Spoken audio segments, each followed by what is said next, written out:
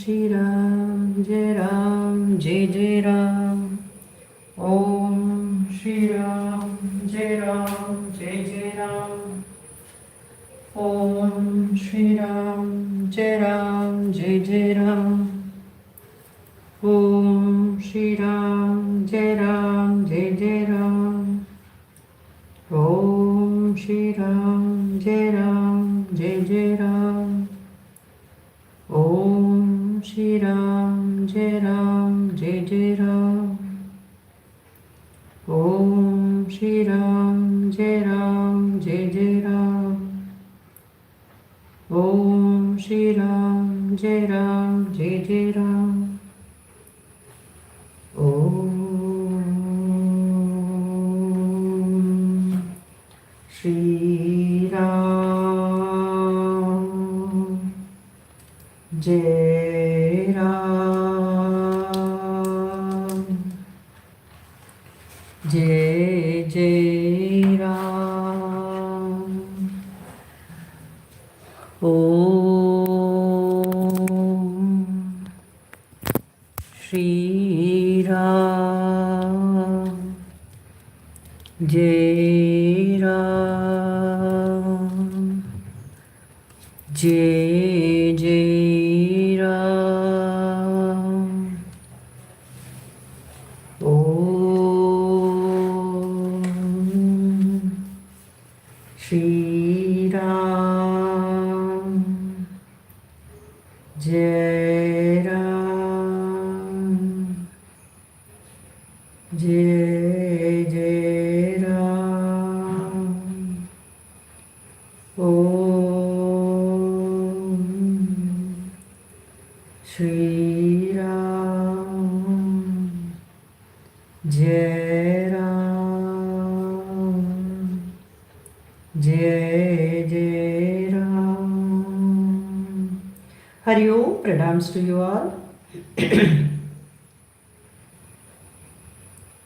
By the grace of the Lord of the universe, beloved Purushottam Papa's blessings, today we are going to read from In Quest of God, Junagadh.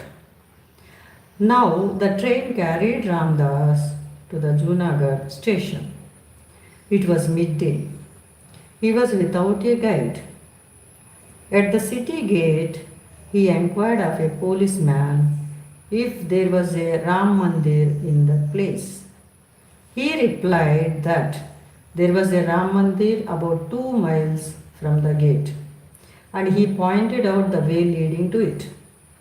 Ramdas walked on, making frequent inquiries on the way. At last, he reached the high gateway of Ram Mandir. Entering, he was welcomed by the Mahant of the ashram, with whom he remained for about a week. Here he had the benefit of the society of 6 other sadhus who were also there as the guest of the kind-hearted Mahant. All of them were very kind to Ramdas. Ram here performed 2 wonderful miracles. One of these sadhus had an attack of fever from a fortnight, and in spite of various kinds of treatment, he was as bad as ever. He was bedridden, emaciated and pale. Besides, he was disheartened and was fretting over his illness. Seeing his condition, Ramdas could not resist going to his bed and sitting near him and offering himself for his service, began pressing his legs lightly. Coming to know of this, the ailing sadhu sat up and remonstrated, saying that he was quite unworthy to receive such attention from him.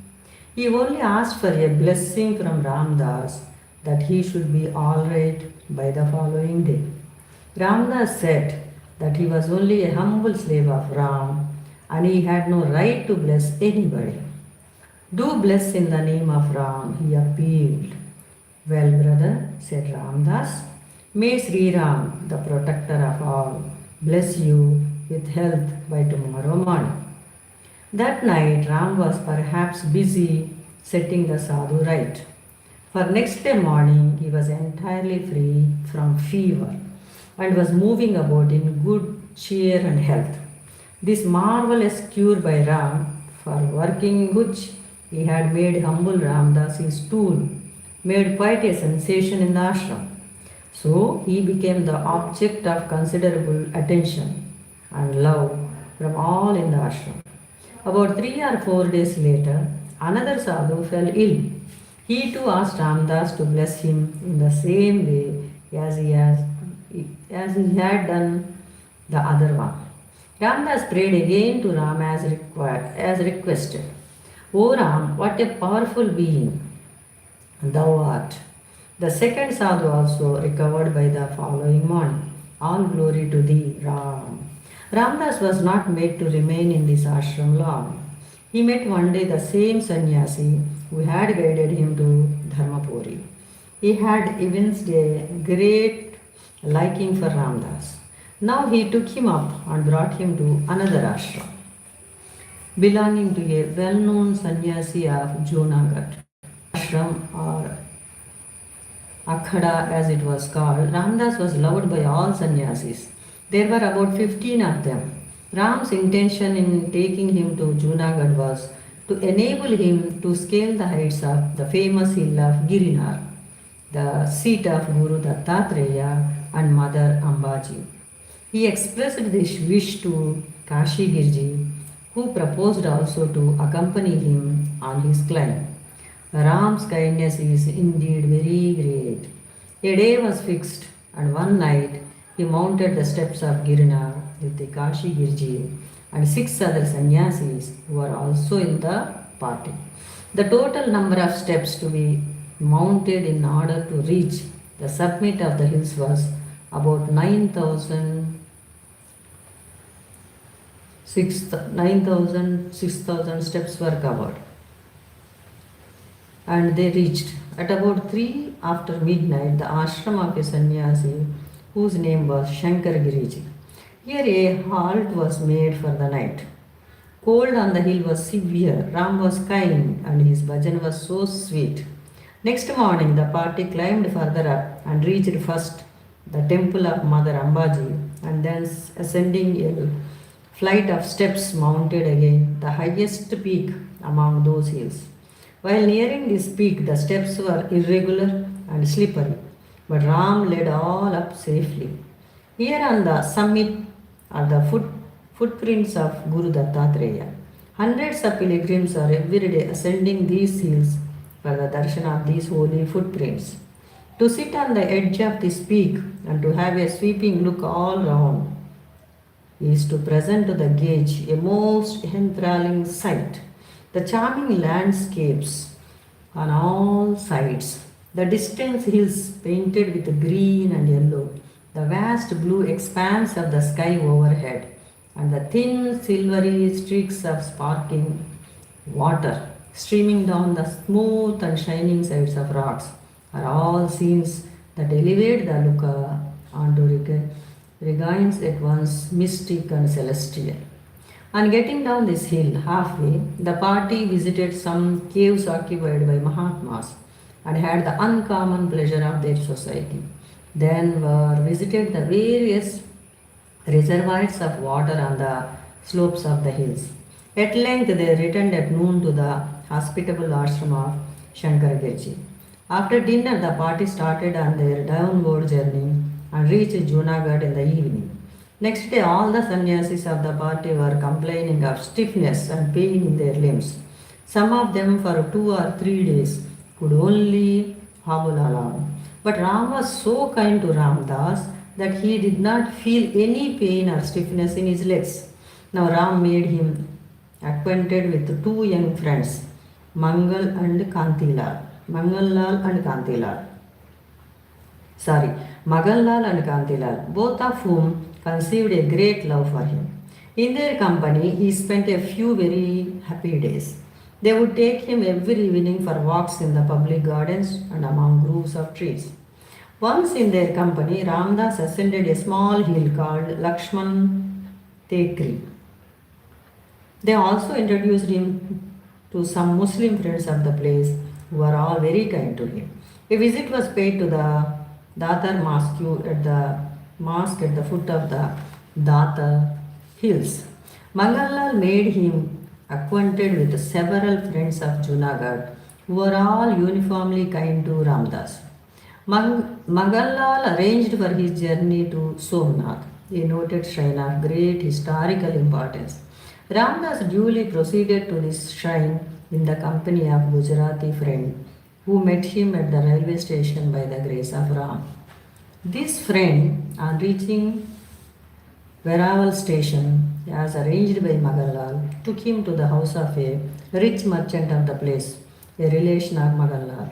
But when Ramdas visited him, he was laid up with high fever, and his whole household was in a state of acute anxiety over his illness. He sat near the sick friend and, touching him on the arm, felt the high temperature. Before leaving the room, Ramdas was asked by his relatives present, as well as by the friends who escorted him to the place, to bless the patient with health. Accordingly, Ramdas said that by the grace of Almighty Ram, he would be all right next morning. Ram manifested his power here as well.